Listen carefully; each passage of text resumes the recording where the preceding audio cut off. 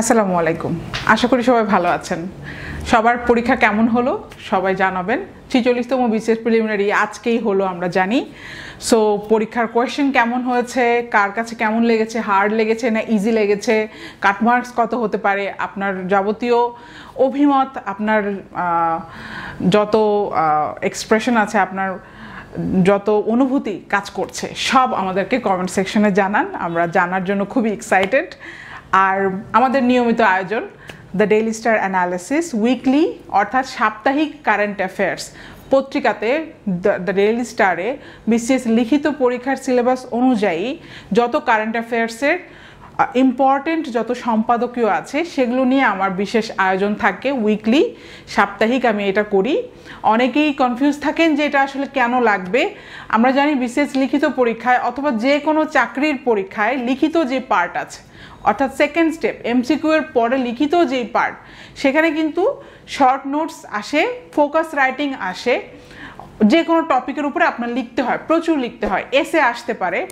So এই কারণে আমাদের যে সম্পাদকীয় যদি আমরা উইকলি যদি পড়ি তাহলে কিন্তু সব আপনার কাভার হবে। আমাদের কারেন্ট অ্যাফেয়ার্সের যত ফোকাস রাইটিং আছে, যত শর্ট নোটস আছে, লিখিত পরীক্ষার জন্য আপনাকে তৈরি করে দিবে এই উইকলি অ্যানালিসিস। সো ঠিক আছে, আর দেরি না করে আমরা ক্লাসে চলে যাই। Let's start. আমরা প্রথম সম্পাদকীয়টা দেখে নিই। Democracy sliding, institutions barely functioning. এখানে দেখতে পাচ্ছি আমরা ছবি প্রফেসর রেহমান সোবহান।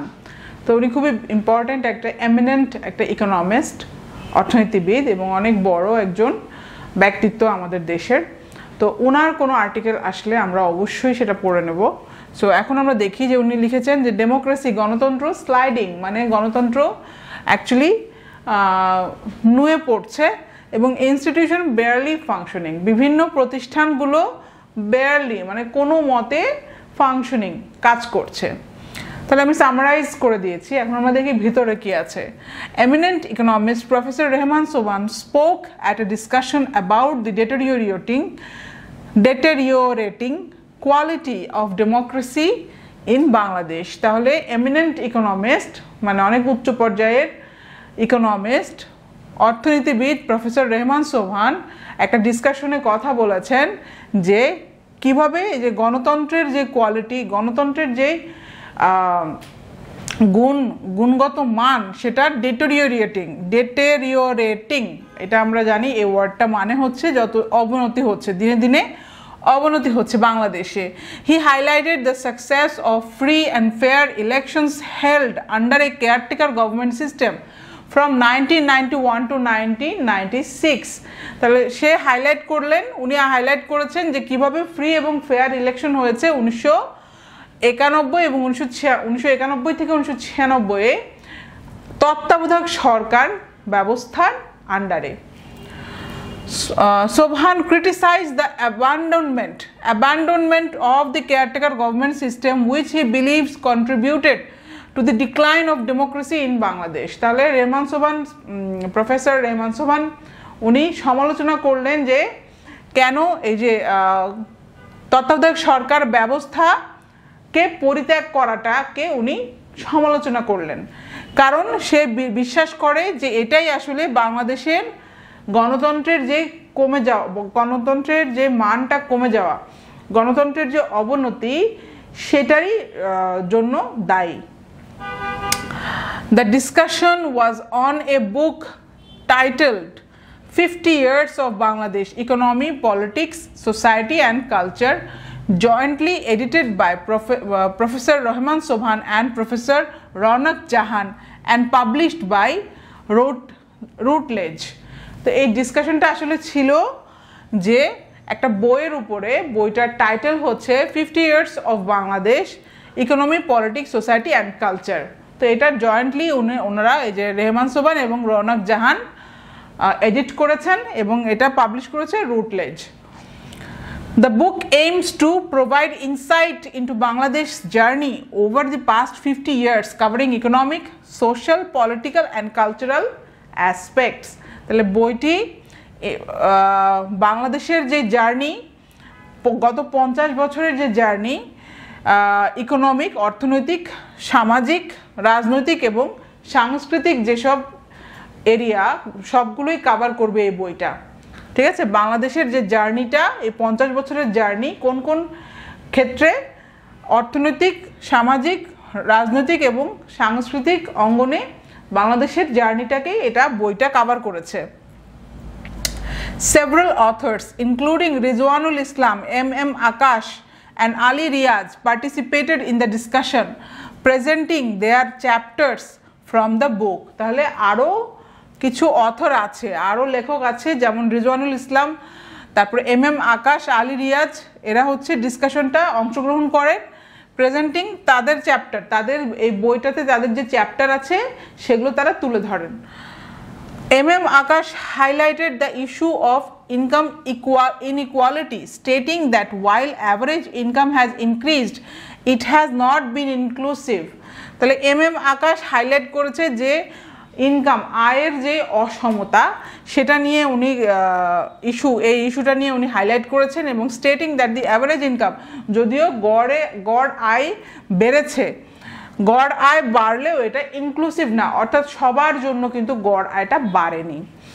আচ্ছা, political analyst professor Ali Riaz discussed the growing influence of Islamist politics in Bangladesh. তাহলে রাজনৈতিক বিশ্লেষক প্রফেসর আলী রিয়াজ ডিসকাস করেছেন, মানে উনি আলোচনা করেছেন the growing influence of Islamist politics in Bangladesh. বাংলাদেশের দিনে দিনে যে ইসলামিস্ট, যেই ইসলামিক রাজনীতির যেই প্রভাবটা বাড়ছে সেটা নিয়ে উনি ডিসকাস করেছেন। Prothom Alo editor and publisher Matiur Rahman mentioned the three forms of the political system discussed in the book: dominant party state, military rule and comparative party system. তাহলে এখানে মতিউর রহমানও উপস্থিত ছিলেন, প্রথম আলোর এডিটর এবং পাবলিশার যে মতিউর রহমান, উনি মেনশন করেছেন, উনি উল্লেখ করেন যে three forms of political system, তিন ধরনের পলিটিক্যাল রাজনৈতিক ব্যবস্থার কথা উনি তুলে ধরেন এই বইয়ে। সেটা হচ্ছে dominant party state, military rule এবং কম্পারেটিভ পার্টি স্টেট। একটা হচ্ছে ডমিনেন্ট মানে যেটা রাজত্ব করে এরকম পার্টি স্টেট, মিলিটারি রুল হতে পারে, ঠিক আছে, অর্থাৎ সামরিক শাসন হতে পারে, অথবা কম্পারেটিভ পার্টি সিস্টেম, অথবা প্রতিযোগিতামূলক রাজনৈতিক দল, প্রতিযোগিতামূলক দল ব্যবস্থা। তো এই তিনটা ব্যবস্থা, রাজনৈতিক ব্যবস্থা নিয়ে হচ্ছে এই মতিউর রহমান আলোচনা উল্লেখ করেন। রহমান অলসো ডিসকাসড, এই যে Matiur Rahman also discussed the decline in the business sectors ability to take collective initiatives and its growing inclination towards building relationships with political elites. তাহলে এখানে উনি আরও উল্লেখ করেন যে কিভাবে বিজনেস সেক্টরের ক্ষমতাটা আস্তে আস্তে কমে যাচ্ছে সামগ্রিক ইনিশিয়েটিভ নেওয়ার ক্ষেত্রে, ঠিক আছে, and its growing inclination towards building relationships with political elites, এবং কিভাবে এই যে বিজনেস যারা, ঠিক আছে, বিজনেস সেক্টরের যারা আছেন তারা কিভাবে আসলে রাজনৈতিক এলিটদের সাথে সম্পর্ক তৈরি করার ক্ষেত্রে তাদের একটা ইনক্লিনেশন, তাদের একটা ইচ্ছাটা মানে অভিব্যক্তি ও বাড়ছে, তাদের যে প্রবণতাটা বেড়ে যাচ্ছে, কারণ তারা রাজনৈতিক এলিটদের সাথে সম্পর্ক বিল্ড আপ করতেই হচ্ছে ব্যস্ত এই বিজনেস সেক্টর যারা, এই কারণে তারা কালেকটিভ ইনিশিয়েটিভ নিতে পারছে না। Motiur Rahman highlighted the violence in Bangladeshi politics and discussed the diminishing hope of the opposition to assume power through elections. তাহলে মতিউর রহমান আরও হাইলাইট করলেন যে বাংলাদেশের রাজনীতির ক্ষেত্রে কিভাবে সহিংসতা বেড়েছে, ঠিক আছে, এবং the diminishing hope of the opposition two assume power through election, কিভাবে বিরোধী দলের আসলে ক্ষমতায় আসার যেই আশাটা সেটা আস্তে আস্তে কমে যাচ্ছে, ক্ষমতায় আসতে পারবে না, নির্বাচনের মাধ্যমে বিরোধী দল যে আবার ক্ষমতায় আসতে পারে এটার আশা দিনে দিনে আরও কিভাবে কমে যাচ্ছে এটা উনি হাইলাইট করেছেন। The book is organized into 6 sections covering various aspects of Bangladesh's economic, social, political and cultural development over the past 50 years. তাহলে এই বইটা 6টা সেকশনে বিভক্ত এবং কি কি কভার করেছে বাংলাদেশের অর্থনৈতিক, সামাজিক, রাজনৈতিক এবং সাংস্কৃতিক যেই উন্নয়নটা ঘটেছে গত 50 বছরে 6টি সেকশনে বিভক্ত করে এই বইটা কভার করেছে। তো ঠিক আছে, আমরা পরের সম্পাদকীয়তে চলে যাই। Student politics, BUET and smart Bangladesh. তাহলে এটা কে লিখেছেন? Mahfuz Anam is the editor and publisher of the daily star. তাহলে ডেইলি স্টারের পাবলিশার এবং এডিটর হচ্ছে মাহফুজ আনাম, খুবই গুরুত্বপূর্ণ একটা ব্যক্তিত্ব। তো ওনার আর্টিকেল, সো আমরা এটা ভালো মতো পড়ে নিব। উনি লিখেছেন স্টুডেন্ট পলিটিক্স, তাহলে ছাত্র রাজনীতি, বুয়েট এবং স্মার্ট বাংলাদেশ নিয়ে। তাহলে তিনটা, যেমন বুয়েটে, তারপর ছাত্র রাজনীতি এবং স্মার্ট বাংলাদেশ, তিনটা টপিকে আমাদের জন্য ইম্পর্টেন্ট, স্পেশালি স্মার্ট বাংলাদেশ। তো আমরা ভিতরে কি আছে একটু পড়ে নেই। Bangladesh Chhatra League BCL is set to restart its party politics in Buet despite strong opposition from the general student body. তো বাংলাদেশ ছাত্রলীগ, ঠিক আছে, বা ছাত্র যে রাজনীতি করতে, বুয়েটে রাজনীতি আবার শুরু করার জন্য রেডি, যদিও স্টুডেন্ট বডি থেকে, ছাত্রদের মধ্য থেকে একটা শক্ত, মানে স্ট্রং, একটা শক্তিশালী একটা বিরোধিতা কিন্তু এসেছে। তারপরও কিন্তু বাংলাদেশ ছাত্রলীগ হচ্ছে তৈরি আছে যে পলিটিক্স, বুয়েটে পলিটিক্স শুরু করবে। BCL's power led to a culture of fear and violence on campus, highlighted by the tragic death of Abrar Fahad. তাহলে কি BCL মানে হচ্ছে বাংলাদেশ ছাত্রলীগ। তাহলে BCL's পাওয়ার, বাংলাদেশ ছাত্রলীগের যে ক্ষমতা, এই ক্ষমতাটাই আসলে led to a fear, culture of fear এবং ভায়োলেন্স। এটা একটা ভয়, ভীতি এবং সহিংসতার একটা সংস্কৃতি কেই আসলে নির্দেশ করে। কারণ এই ছাত্রলীগের ক্ষমতাটা এই ক্যাম্পাসে সহিংসতা এবং ভয়ের একটা সংস্কৃতিকে নির্দেশ করে। কারণ এই যে হাইলাইটেড বাই, কিভাবে এটা, এই যে এটা নির্মম যে ট্র্যাজিক ডেথ, করুণ মৃত্যু, আবরার ফাহাদের করুণ মৃত্যুর মাধ্যমে কিন্তু বোঝা গিয়েছে যে এটা আসলে BCL, বাংলাদেশ ছাত্রলীগের যে ক্ষমতাটা, এই ক্ষমতাটা আসলে ভয় এবং সহিংসতার একটা কালচার তৈরি করে। আমরা জানি সবাই যে আবরার ফাহাদকে কিন্তু নির্মমভাবে হত্যা করা হয় বুয়েট ক্যাম্পাসে। আমরা সবাই কিন্তু আবরারকে চিনি। তো ঠিক আছে, তাহলে পরে কি লিখেছে আমরা দেখি। The present state of student politics in Bangladesh lakhs the ideology, commitment and public service seen in earlier years. তাহলে এখনকার ছাত্র রাজনীতির যে, বাংলাদেশের ছাত্র রাজনীতির যে এখনকার পরিবেশ, এখনকার যে সিচুয়েশন, বর্তমান অবস্থা কি করছে, ল্যাক্স দি আইডিওলজি, আগের যে মূলনীতিতে তারা কাজ করতো সেটা নেই, এবং কি কমিটমেন্ট এবং পাবলিক সার্ভিস, জনসেবা যে ছিল আগে ছাত্র রাজনীতির, ঠিক আছে, সেটা কিন্তু বাংলাদেশে বর্তমান ছাত্র রাজনীতির মধ্যে সেটা কিন্তু নেই। Student movements in the past played a crucial role in shaping the nation, but the current scenario lacks vision and self-sacrifice.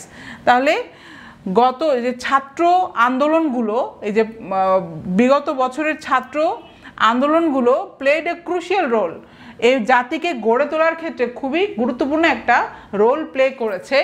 কিন্তু বাট দি কারেন্ট সিনারিও, এখনকার যে অবস্থা, সেটা কি হয়, ভিশন এবং সেলফ স্যাক্রিফাইস নেই, কোনো ভিশন নেই, ঠিক আছে, এবং সেলফ স্যাক্রিফাইসও নেই, আত্মবিসর্জনও কিন্তু নেই। With Bangladesh aiming for a smart Bangladesh, the need for smart students, teachers and universities is emphasized. তাহলে বাংলাদেশ যেহেতু স্মার্ট বাংলাদেশ হতে চাচ্ছে, তাহলে স্মার্ট স্টুডেন্ট লাগবে, স্মার্ট টিচার লাগবে, এবং কি, এবং ইউনিভার্সিটিস, স্মার্ট ইউনিভার্সিটিস লাগবে, এবং এটাই গুরুত্ব আরোপ করেছেন উনি। Student politics has become intertwined with teacher politics, leading to a politicized education system and stifled creativity. তাহলে ছাত্র রাজনীতি এমন একটা হয়েছে, এই যে শিক্ষক রাজনীতির সাথে ইন্টারটুয়াইন্ড, মানে একদম জড়িয়ে গিয়েছে। ইন্টারটুয়াইন্ড মানে একে অপরের সাথে জড়িয়ে যাওয়া, ঠিক আছে। Leading to A politicised education system, যেটা কি হয়েছে, পরিণতিতে একটা রাজনৈতিকভাবে জর্জরিত একটা শিক্ষা ব্যবস্থা আমরা পেয়েছি। এবং স্টাইফল্ড ক্রিয়েটিভিটি, স্টাইফল্ড মানে হচ্ছে ক্রিয়েটিভিটি মানে সৃজনশীলতা, আর স্টাইফলড মানে হচ্ছে দমিয়ে দেওয়া, মানে একটা বোতলে যেরকম মুখ বন্ধ করে রাখা হয় সেরকম দম বন্ধ হয়ে থাকাকে বলা হয় স্টাইফলড ক্রিয়েটিভিটি, অর্থাৎ সৃজনশীলতার একদম দম বন্ধ করে ফেলা হয়েছে। আচ্ছা, বুয়েটস significance as a premier engineering institution demands a re-evaluation of student politics।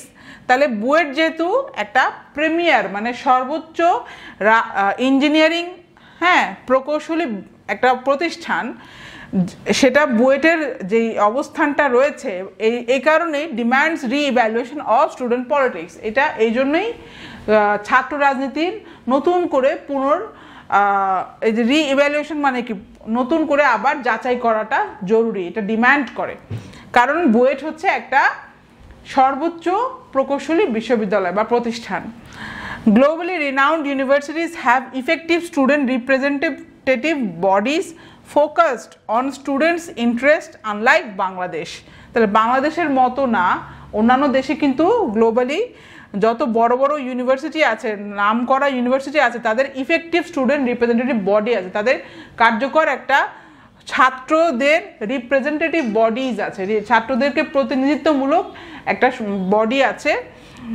Focused on students interest, যেটা স্টুডেন্টদের ইন্টারেস্টের উপরে ফোকাস করা, যেটা বাংলাদেশে নেই।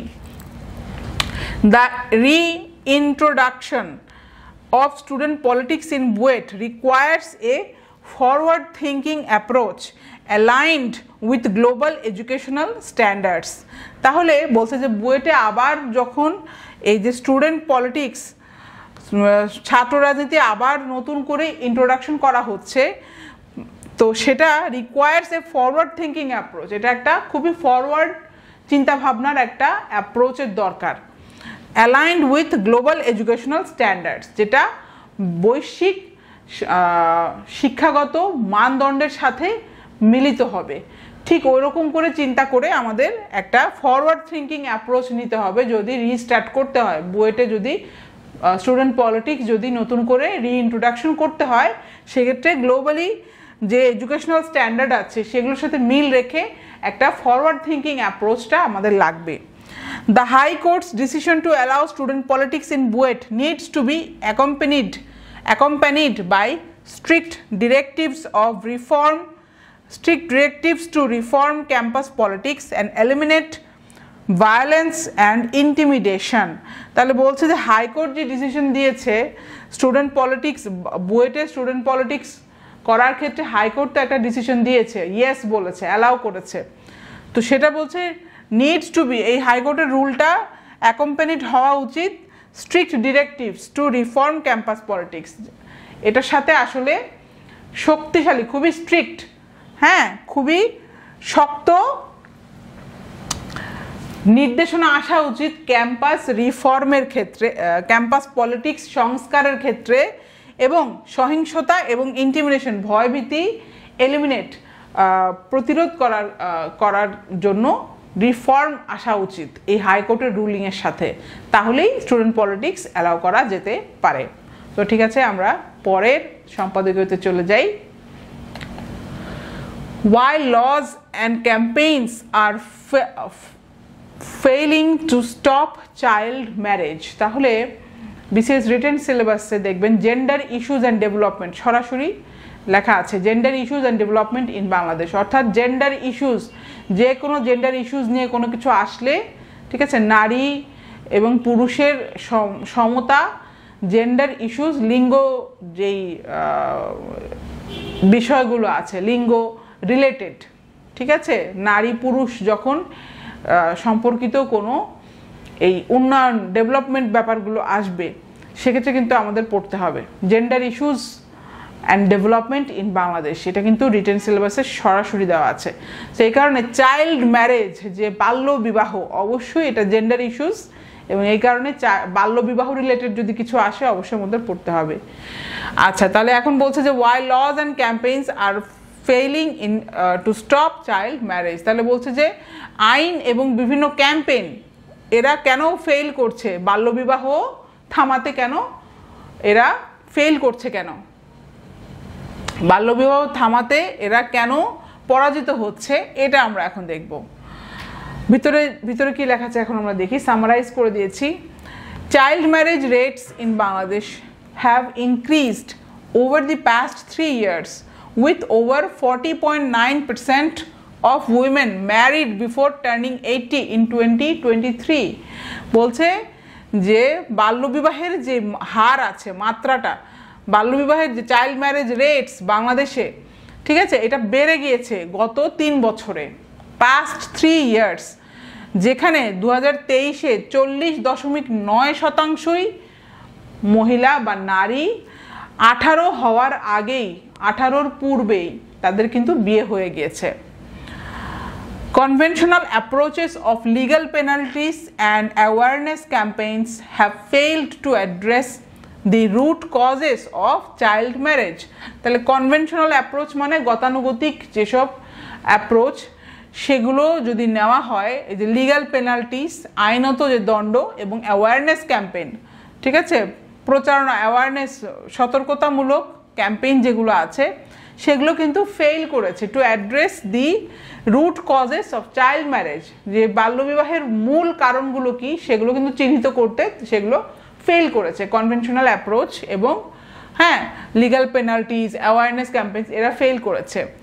Despite legislation and awareness campaigns, child marriage persists due to various factors. বলছে লেজিসলেশন মানে আইন এবং অ্যাওয়ারনেস ক্যাম্পেইন, সতর্কতামূলক, ঠিক আছে, প্রচারণামূলক যে ক্যাম্পেইনগুলো আছে সেগুলোর থাকা সত্ত্বেও বাল্যবিবাহ পারসিস্ট মানে থেকে যাওয়া, বিভিন্ন ফ্যাক্টর আছে, বিভিন্ন ফ্যাক্টরের কারণে বাল্যবিবাহ এখনও রয়ে গিয়েছে। A recent study by the Institute of Informatics and Development, IID, sheds light on the motivations behind child marriages. তো বলছে একটা এই যে IID, institution of informatics and ডেভেলপমেন্টের আন্ডারে একটা স্টাডি হয়েছে যে চাইল্ড ম্যারেজ, বাল্যবিবাহের পেছনে মোটিভেশনটা আসলে কি, এটার উপরে একটা স্টাডি হয়েছে। সো সেই স্টাডিটা আমরা এখন দেখব। সেই স্টাডিতে উঠে এসেছে lack of girls security including harassment on the streets and within the home.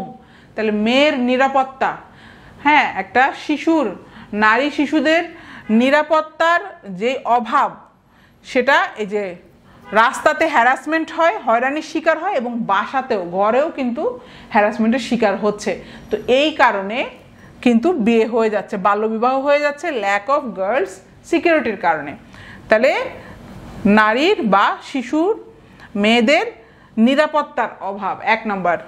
2 হচ্ছে societal norms, religious obligations and difficulties in finding suitable matches. তাহলে বলছে সোসাইটাল, সামাজিক যেসব প্রথা আছে, রিলিজিয়াস অব্লিগেশন আছে, ধার্মিক, ধর্মীয় অব্লিগেশন, বাধ্যবাধকতা আছে, difficulties in finding suitable matches. তাহলে একজন ভালো ম্যাচ পাওয়াটা কঠিন, এই কারণেও কিন্তু তারা বাল্যবিবাহ হয়ে যাচ্ছে। পভার্টি 3 নম্বর হচ্ছে, দেখেন, poverty with financial hardship being a significant concern. তাহলে দারিদ্র একটা বা অর্থনৈতিক যেই জটিলতা বা অর্থনৈতিক যে সমস্যাগুলো, সেটাও কিন্তু একটা খুবই সিগনিফিক্যান্ট কনসার্ন, এটা একটা গুরুত্বপূর্ণ উদ্বেগ। A new strategy is needed to address the root causes of child marriage including, তাহলে একটা নতুন স্ট্র্যাটেজির কথা বলেছে যেটা আসলে বাল্যবিবাহের মূল কারণগুলো চিহ্নিত করতে সাহায্য করবে। সেটা স্ট্র্যাটেজিটা হচ্ছে stricter measures against harassers and dismantling of their political protection. Number 1 বলছে যে আরও কঠিন পদক্ষেপ নিতে হবে যারা হ্যারাস করে, যারা হয়রানি করে, এবং ডিসম্যান্টলিং অফ দেয়ার পলিটিক্যাল প্রোটেকশন, তাদের যে রাজনৈতিক সুরক্ষাটা আছে সেটা সরিয়ে ফেলা। মানে তারা যারা হ্যারাস করে তারা তো আসলে রাজনৈতিকভাবে প্রোটেকশন পায়, এই কারণেই তারা দেখা যায় যে হ্যারাস করে। তো তাদের এই রাজনৈতিক সুরক্ষাটা সরিয়ে ফেলতে হবে। Ensuring safety for girls in schools, on the streets and at home. তাহলে মেয়েদের নিরাপত্তা এনশিওর করতে হবে, নিশ্চিত করতে হবে, কোথায়? স্কুলে, রাস্তাতে এবং ঘরে। Shifting the narrative and addressing poverty as a critical factor. তাহলে ন্যারেটিভ কিভাবে গল্পটা বলা হচ্ছে সেটা আসলে পরিবর্তন করতে হবে। হ্যাঁ, অর্থাৎ পভার্টি, দারিদ্র্য যে একটা ক্রিটিক্যাল ফ্যাক্টর, এটা শুধুমাত্র বাল্যবিবাহের ক্ষেত্রেই না, বরং সব ক্ষেত্রেই দারিদ্র্য একটা খুবই ক্রিটিক্যাল ফ্যাক্টর। তো এই কারণে বলছে শিফটিং দ্য ন্যারেটিভ, হচ্ছে গল্প বলাটাও চেঞ্জ করতে হবে আমাদের, কিভাবে আমরা বলছি সেটাও একটা ফ্যাক্টর, যে সমস্যাগুলো কিভাবে তুলে ধরছি এটাও একটা কিন্তু স্ট্র্যাটেজি চেঞ্জ আনতে হবে। The well-being of young girls and the future of the nation depend on actions taken today to combat child marriage. তাহলে বলছে তরুণ যে মেয়ে আছে, তরুণ নারী, ঠিক আছে, তরুণী যারা, তাদের ওয়েলবিং, তাদের কল্যাণ এবং the future of the nation, জাতির যেই ভবিষ্যৎ, সেটা কিন্তু নির্ভর করে আজকে বাল্যবিবাহ রোধ করতে যেসব পদক্ষেপ আমরা নিচ্ছি সেগুলোর উপরে। এখন আমরা পরের সম্পাদকীয়তে চলে যাই।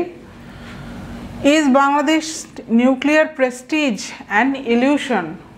তাহলে বাংলাদেশের নিউক্লিয়ার যে প্রেস্টিজ সেটা কি একটা ভ্রম? ইলিউশন মানে কি একটা ভ্রম কিনা, মানে একটা প্রতিচ্ছায়া, মানে ইলিউশন মানে কি একটা ভুল একটা ভ্রান্তি। আচ্ছা, এখন দেখি ভিতরে কি আছে।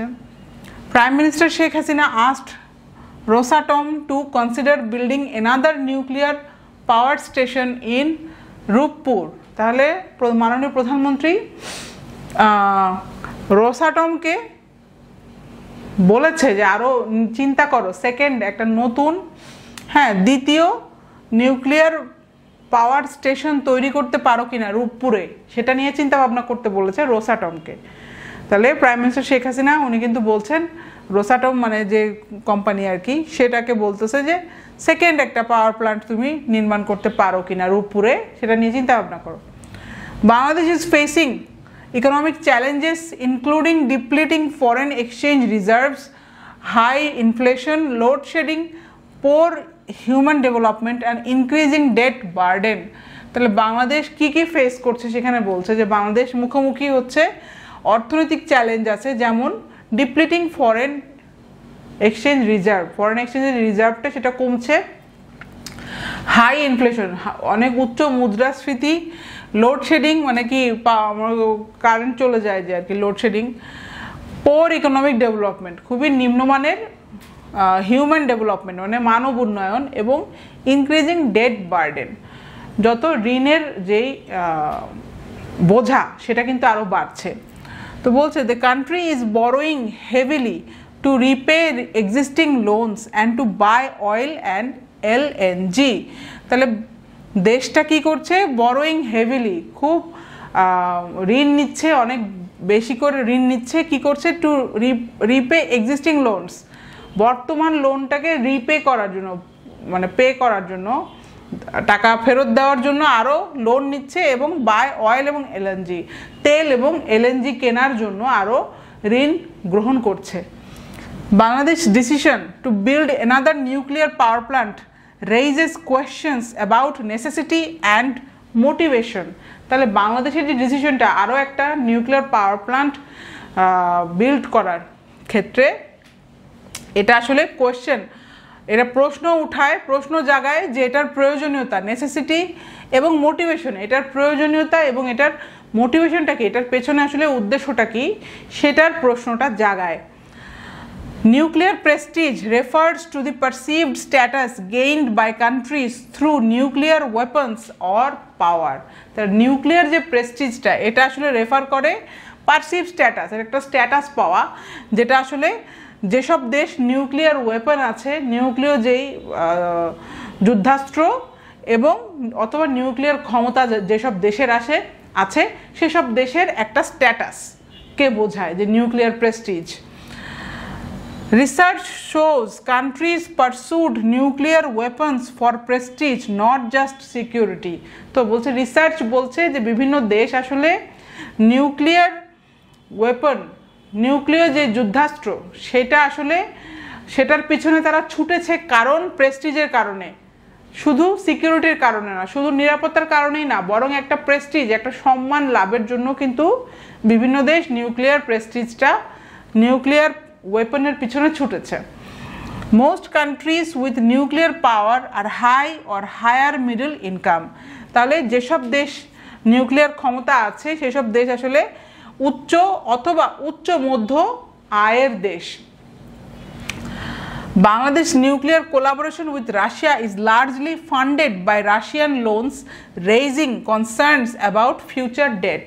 তাহলে বাংলাদেশের যে নিউক্লিয়ার কোলাবোরেশন রাশিয়ার সাথে যে যুক্তভাবে যে নিউক্লিয়ার কোলাবোরেশন করছে সেটা আসলে ফান্ডেড বাই রাশিয়ার লোনের দ্বারাই হচ্ছে অর্থায়ন করা হয়েছে। তো এই কারণে এটা ভবিষ্যৎ ঋণের একটা উদ্বেগ জাগায়।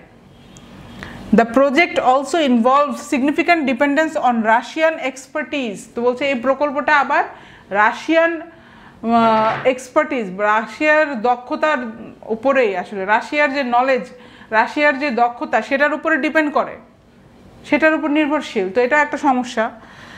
Bangladesh is unable to operate the power plant without Russian assistance. বা রাশিয়ার সহযোগিতা ছাড়া বাংলাদেশ কিন্তু পাওয়ার প্ল্যান্টটা চালাতে পারবে না, অপারেট করতে পারবে না। India is involved in human resource development for the Rooppur nuclear power plant RNPP। তাহলে রূপপুর পাওয়ার প্ল্যান্টে যে অলরেডি নিউক্লিয়ার যে পাওয়ার প্ল্যান্ট আছে সেটাতে ইন্ডিয়া জড়িত আছে হিউম্যান রিসোর্স ডেভেলপমেন্টের জন্য, মানে মানব উন্নয়নের জন্য, মানব সম্পদ উন্নয়নের জন্য ইন্ডিয়া জড়িত আছে এই যে রূপপুর পাওয়ার প্ল্যান্টে। Mega projects like nuclear power plants are often used to create an illusion of progress. এই মেগা প্রকল্পগুলো যেমন নিউক্লিয়ার যে পাওয়ার প্ল্যান্ট, এগুলো আসলে একটা ইলিউশন অফ প্রগ্রেস, একটা উন্নয়নের একটা ভ্রম তৈরি করার জন্য, উন্নয়নের বিভ্রান্তিমূলক একটা পিকচার তৈরি করার জন্য ব্যবহৃত হয় এই মেগা প্রজেক্টগুলো। Many countries with nuclear power produce a small percentage of their electricity from it due to risks, cost and radioactive waste. তো বিভিন্ন দেশ বলছে, অনেক দেশ এই নিউক্লিয়ার ক্ষমতা এর মাধ্যমে খুবই small percentage of their electricity, তাদের ইলেকট্রিসিটির, তাদের যে কারেন্ট তাদের বিদ্যুতের খুবই ছোট্ট একটা পার্সেন্টেজ তারা তৈরি করে, উৎপাদন করে এই নিউক্লিয়ার পাওয়ার প্ল্যান্ট থেকে। কারণ কি? কারণ হচ্ছে কস্ট, বিভিন্ন ঝুঁকি, হ্যাঁ, তারপরে হচ্ছে খরচ এবং রেডিও অ্যাক্টিভ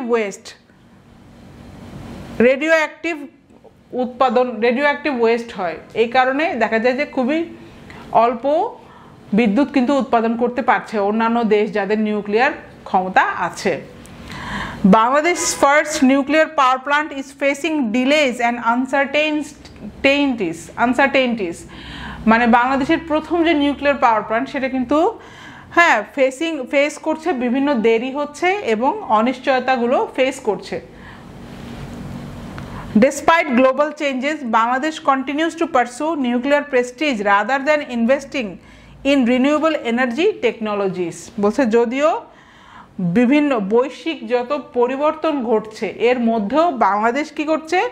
নিউক্লিয়ার প্রেস্টিজটার পিছনেই ছুটছে, যেখানে রিনিউয়েবল এনার্জি, রিনিউয়েবল টেকনোলজি, ঠিক আছে, নবায়নযোগ্য জ্বালানি প্রযুক্তিতে আসলে তার বিনিয়োগ করা উচিত। কিন্তু বাংলাদেশ আসলে নিউক্লিয়ার যে ক্ষমতা, নিউক্লিয়ার যে প্রেস্টিজ, এটার পিছনেই কিন্তু ছুটছে।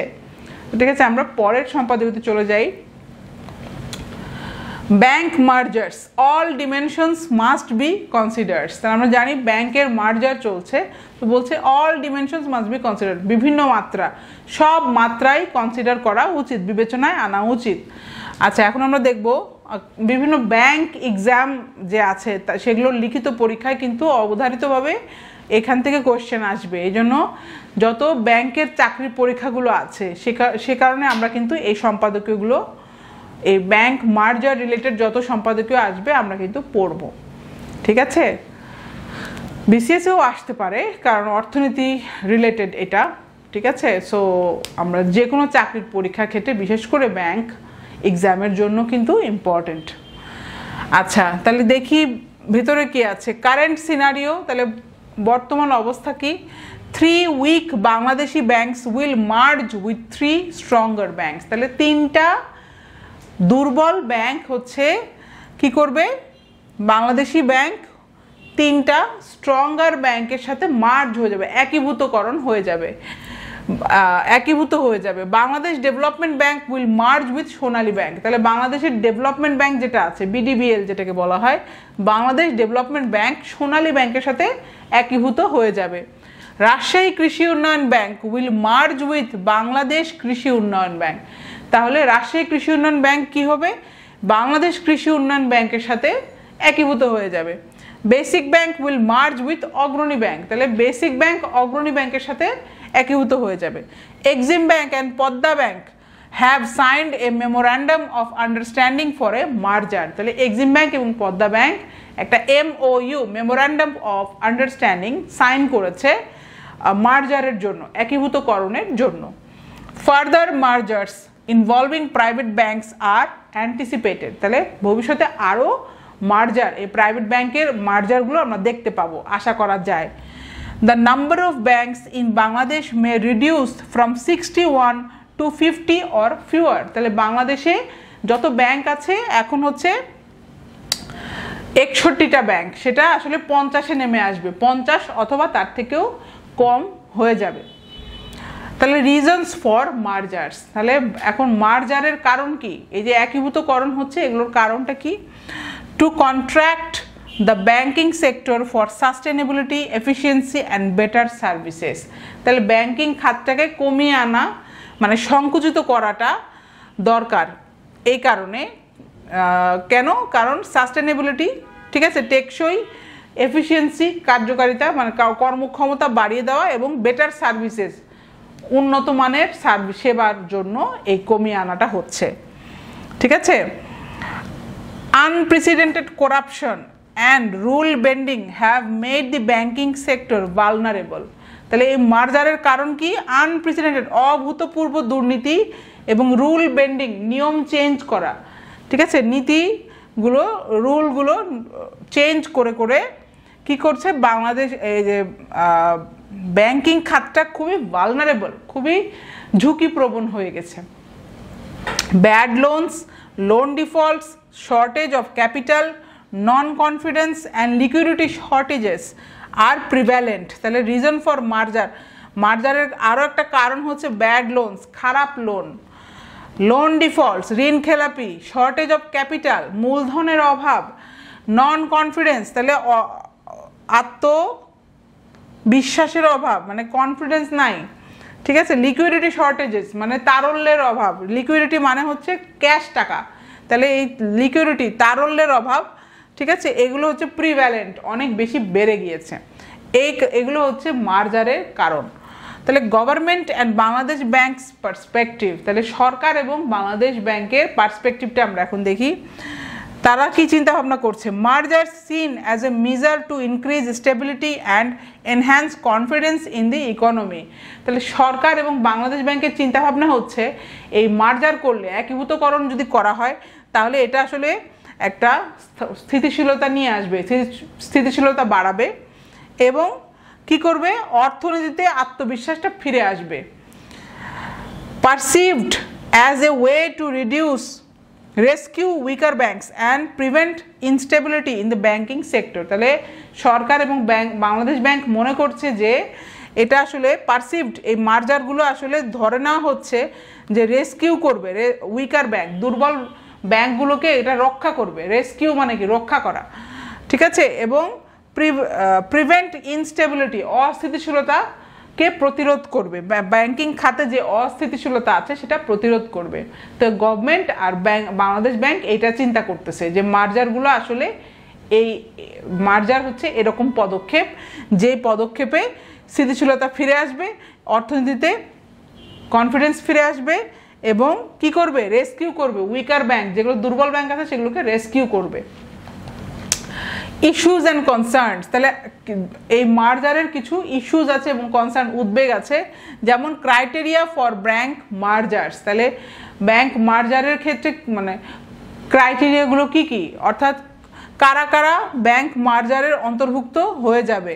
Rule of thumb suggest letting failing banks die except for those with significant macro economic impacts. তাহলে রুল অফ থাম সচরাচর, হ্যাঁ, লেটিং ফেলিং ব্যাংক, যেগুলো ফেল করছে, যে ব্যাংকগুলো ফেল করছে সেগুলোকে আসলে মরতে দেওয়া উচিত, except for those with significant macro economic impact, যদি না অনেক বেশি ম্যাক্রো ইকোনমিক, ম্যাক্রো মানে হচ্ছে মানে ব্রডার ইকোনমিক ইম্প্যাক্ট, প্রভাব যদি না থাকে, সেক্ষেত্রে যদি যেই সব ব্যাংকগুলো ফেল করছে তাদেরকে ফেল করতে দেওয়া হোক।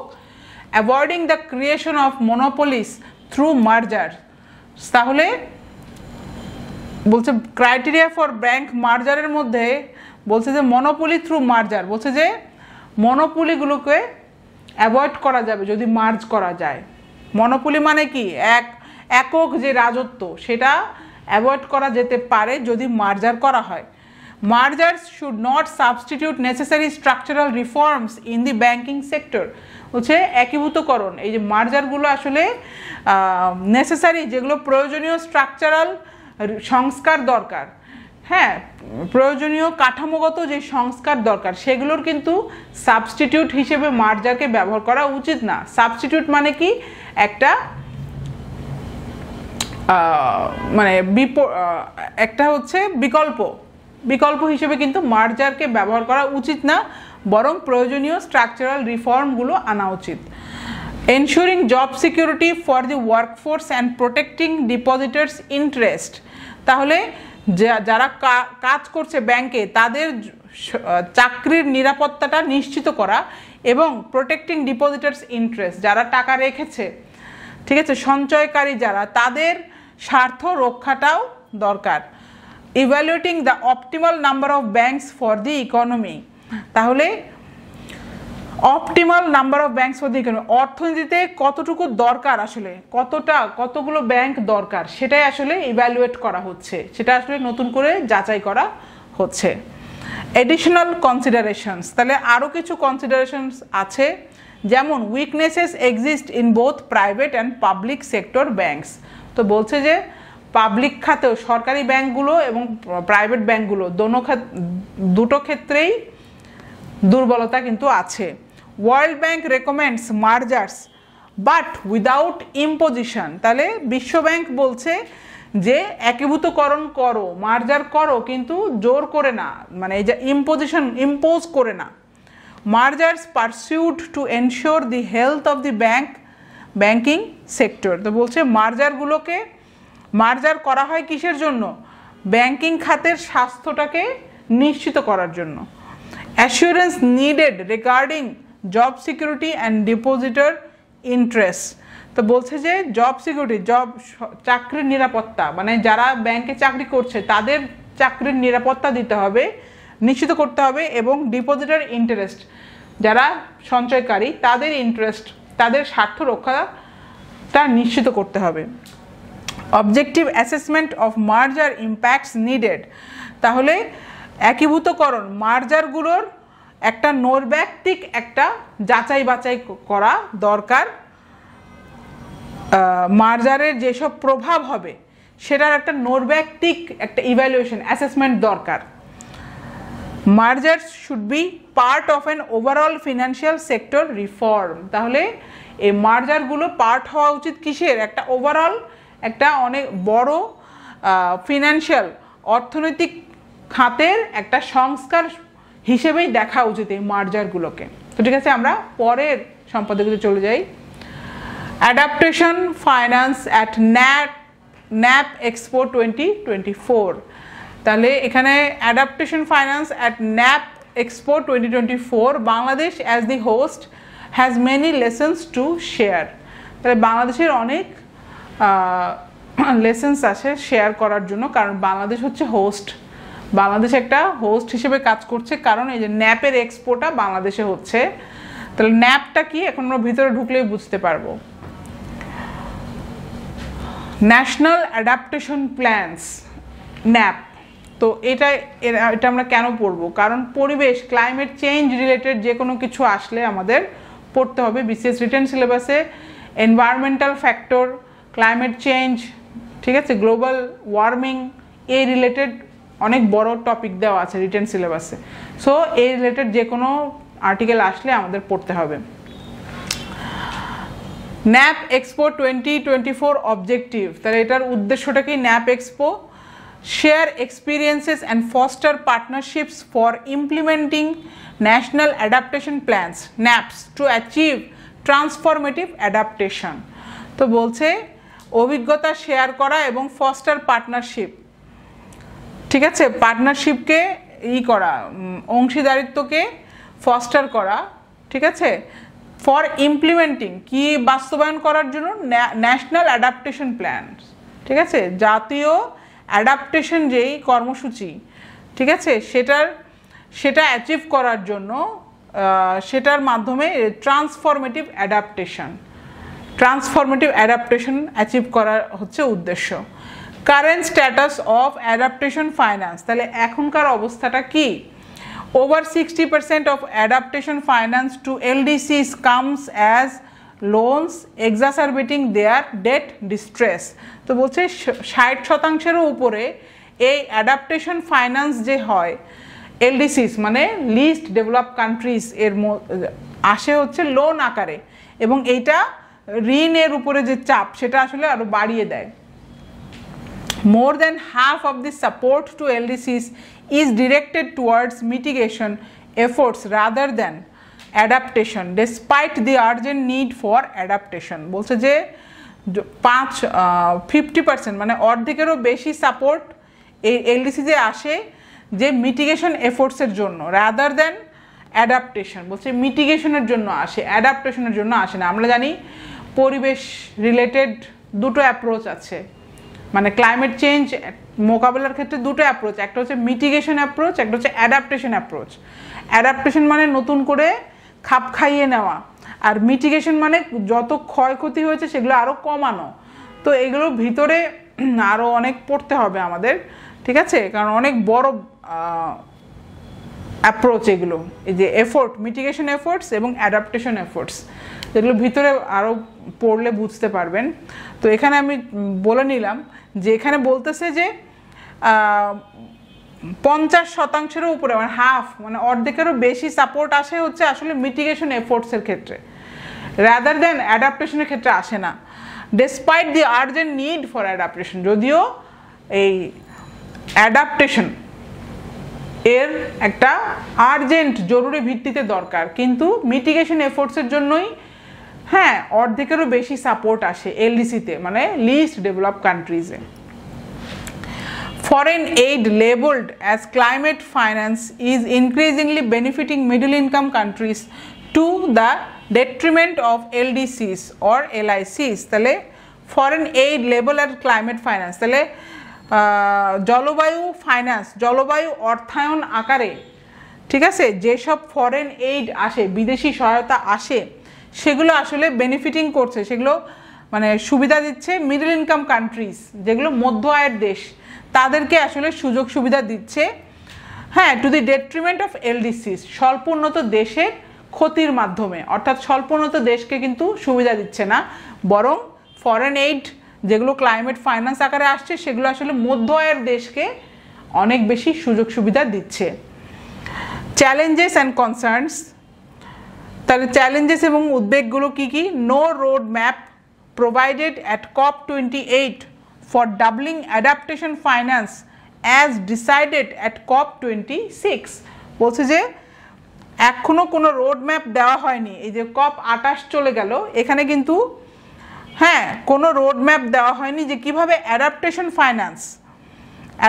ফাইন্যান্সকে কিভাবে ডবল করা হবে যেটা COP26 বলা হয়েছিল তো এই ডবল করা যেই রোড ম্যাপ কিন্তু দেওয়া হয়নি COP28 এই ব্যাপারে কিছু বলা হয়নি concerns about the loss and damage fund cannibalizing adaptation and other disaster risk reduction funds তাহলে উদ্বেগ বাড়ছে কিসের জন্য লস এবং ড্যামেজ ফান্ড ঠিক আছে এটা ক্যানিবালাইজিং অ্যাডাপ্টেশন ক্যানিবালাইজিং মানে কি আসলে খেয়ে ফেলছে অ্যাডাপ্টেশনের গুরুত্বটা কমিয়ে ফেলছে এই লস এবং ড্যামেজ ফান্ড এবং disaster risk reduction funds decreasing climate finance commitments from major contributors like the US and some EU countries তাহলে ক্লাইমেট ফাইন্যান্সের কমিটমেন্ট আরও কমে যাচ্ছে এই মেজর কন্ট্রিবিউটর যেমন আমেরিকা এবং অন্য ইউরোপিয়ান ইউনিয়ন দেশগুলো থেকে আরও ক্লাইমেট যেই ফাইন্যান্স তাদের কমিটমেন্ট ছিল সেগুলো আরও কমে যাচ্ছে। সো এই কারণে আমরা কিন্তু এই পুরো আর্টিকেলের কিন্তু দেওয়া আছে আমাদের সেকেন্ড পিডিএফ। আমরা কিন্তু দুটো পিডিএফ দিই, একটা হচ্ছে পুরো ক্লাসের পিডিএফ অর্থাৎ সামারি, আরেকটা হচ্ছে পুরো নিউজ পেপার যে পুরো অরিজিনাল আর্টিকেলটা, মানে বিশাল বড় যে আর্টিকেলগুলো সেগুলো আপনারা যেন পেপার ঘাটতে না হয় আমরা কিন্তু তৈরি করে পিডিএফটা দিয়ে দিচ্ছি। সো অবশ্যই ভেতরে পড়ে নেবেন, কারণ শুধু সামারি পড়লে কিন্তু এনাফ না, অবশ্যই মূল আর্টিকেলটা পড়ে নেবেন, না হলে কিন্তু আপনার সেই ল্যাঙ্গুয়েজের যেই দক্ষতা সেটা কিন্তু বিল্ড আপ হবে না, ক্রিটিক্যাল রাইটিং যেই এবিলিটি সেটাও কিন্তু বাড়বে না, খালি সামারি পড়লে কিন্তু এনাফ না। তো ঠিক আছে, দুটো পিডিএফই কাজে লাগাবেন। পিডিএফ লিঙ্ক সবসময় আমাদের ক্লাসের ডেসক্রিপশন বক্সে দেয়া থাকে। পরের টুকু দেখি যে এখানে আরও কিছু এই যে ক্লাইমেট চেঞ্জ নিয়ে ন্যাপ এক্সপো এটার কিন্তু আরও ইস্যুজ আছে, সেটা আমরা দেখি। পজিটিভ ট্রেন্ডস অ্যান্ড ডেভেলপমেন্টস, তাহলে পজিটিভ ট্রেন্ড এবং ডেভেলপমেন্ট কি? Calls for debt relief, enhanced international taxation and financial architecture reforms, তাহলে এগুলো হচ্ছে পজিটিভ। ঠিক আছে, যে ডেট রিলিফ অর্থাৎ ঋণ মুক্ত, ঋণের জন্য যে সহায়তা, এনহ্যান্সড ইন্টারন্যাশনাল ট্যাক্সেশন আন্তর্জাতিক ট্যাক্সেশন এবং ফাইন্যান্সিয়াল স্ট্রাকচার অর্থনৈতিক আর্কিটেকচার রিফর্মস অর্থনৈতিক সংস্কার ঘটেছে, multilateral development banks pledge additional funding to low income countries, তাহলে আরও পজিটিভ ট্রেন্ড হচ্ছে মাল্টিল্যাটারাল বিভিন্ন দিকে ডেভেলপমেন্ট যে ব্যাংক আছে তারা এডিশনাল ফান্ডিং দিবে লো ইনকাম দেশগুলোকে। Proposed reforms such as changing the World Bank's debt to equity ratio and utilizing the Catastrophe Containment Relief Trust, তো বলছে যে আরও কিছু রিফর্ম সংস্কার প্রপোজ করা হয়েছে, যে changing the World Bank's debt to equity ratio এবং utilising the catastrophe containment relief trust, initiatives such as a tax on billionaires and a levy on shipping emissions could support climate action. বলছে যে বিলিয়নের উপরে যে tax সেটা পদক্ষেপ নেওয়া হয়েছে এবং লেভি অন শিপিং এমিশন, যেগুলো শিপিং নির্গমন যেগুলো আছে সেগুলোর উপরেও ট্যাক্স, লেভি মানেও একটা ট্যাক্স, সেটা কি করবে? সাপোর্ট ক্লাইমেট অ্যাকশন, এগুলো আসলে ক্লাইমেট অ্যাকশনকে সাপোর্ট করবে। প্রপোজড সলিউশন অ্যান্ড ইনস্ট্রুমেন্টস, তাহলে কি সলিউশন প্রপোজ করা হয়েছে? Proposal for an international air passenger adaptation solidarity levy, তাহলে প্রপোজ করা হয়েছে আন্তর্জাতিক air passenger adaptation solidarity levy, emphasis on the polluter pays principles and the need for common but differentiated responsibilities, তো বলছে যে emphasis জোর দেওয়া হয়েছে পলিউটার পেস প্রিন্সিপাল, যে পলিউট করবে, যে বেশি দূষণ ঘটাবে তার ট্যাক্স দিতে হবে, তাকেই পে করতে হবে, এটা একটা প্রিন্সিপাল, এই মূলনীতি ফলো করা হবে। এবং the need for common but differentiated responsibilities, বলছে প্রয়োজনীয়তা, কমন দায়িত্ব এবং বিচিত্র দায়িত্ব, এই দুই দায়িত্বই কিন্তু হ্যাঁ প্রয়োজনীয়তা আছে, দায়িত্ব নেয়ার প্রয়োজনীয়তা আছে। Global commitments and initiatives, Emirati declaration on sustainable agriculture, resilient food system and climate action, তাহলে এগুলো হচ্ছে গ্লোবাল কমিটমেন্ট এবং ইনিশিয়েটিভ নেওয়া হয়েছে। এমিরাটি ডিক্লারেশন করেছে on sustainable agriculture, resilient food system and climate action.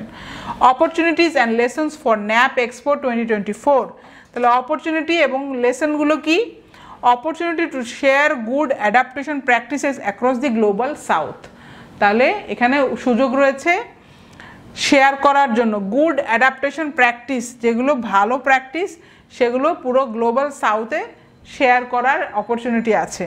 Bangladesh disaster management model and smart agriculture practices are noteworthy, তাহলে বাংলাদেশের যেই দুর্যোগ ব্যবস্থাপনা যে মডেলটা এবং স্মার্ট কৃষি যে প্র্যাকটিস, এগ্রিকালচারাল প্র্যাকটিস যে আছে বাংলাদেশে সেগুলো নোটওয়ার্দি, সেগুলো আসলে নোট করার যোগ্য।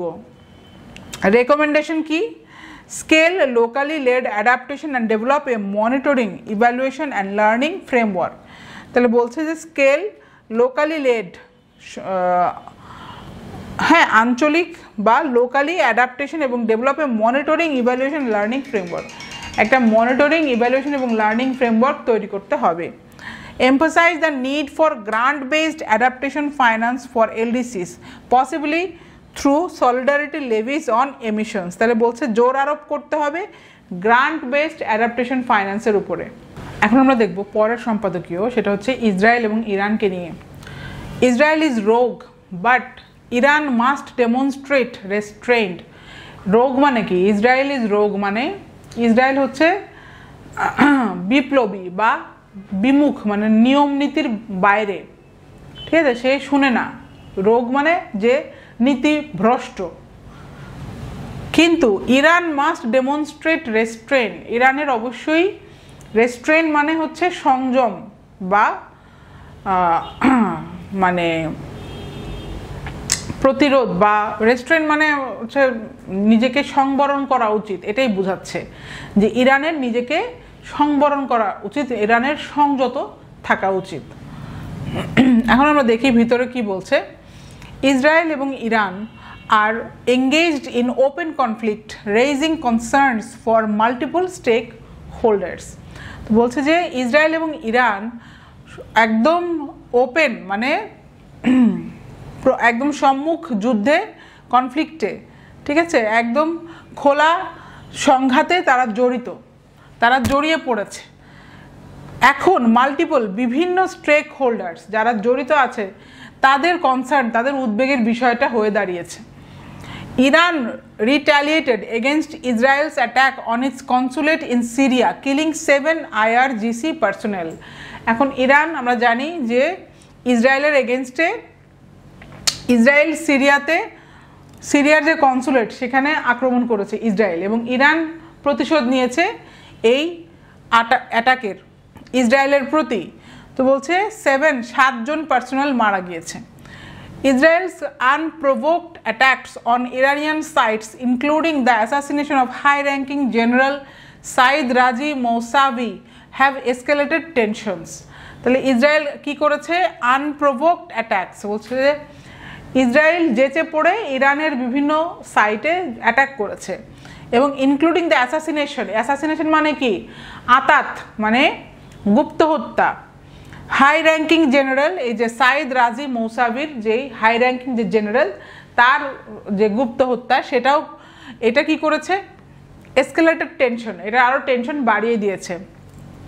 নেতানিয়াহু's government is accused of orchestrating callous acts without the support of Israeli citizens who demand his resignation and an end to the conflict। তো বলছে